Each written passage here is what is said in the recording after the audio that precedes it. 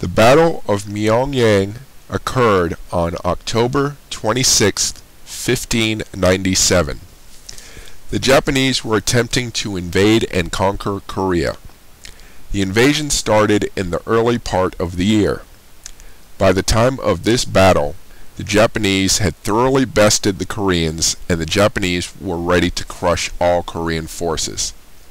The navy had been reduced to 13 turtle ships and about 100 sailors. The force was led by Admiral Yi, a brilliant leader who had previously been disgraced and demoted because of political and professional rivalries. The King of Korea told Yi to abandon the ships and join the army, but Yi insisted on fighting the huge Japanese fleet that remained. At this point, Yi had rallied about 1,500 sailors and marines to his force. Yi sent a single ship close to the Japanese fleet at Busan Harbor.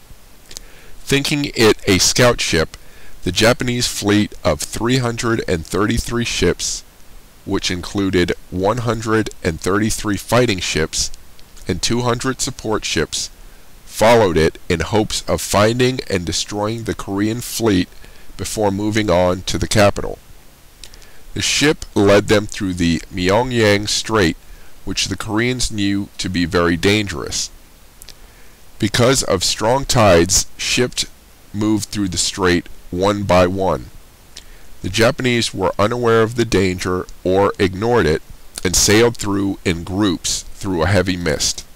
The Korean fleet waited at the other end of the strait in a semicircular position, waiting to bombard the Japanese as they came through. The Japanese ships had keel bottoms, which made maneuvering and firing their cannons difficult in the conditions. The Korean ships were flat-bottomed and could fire and move more easily.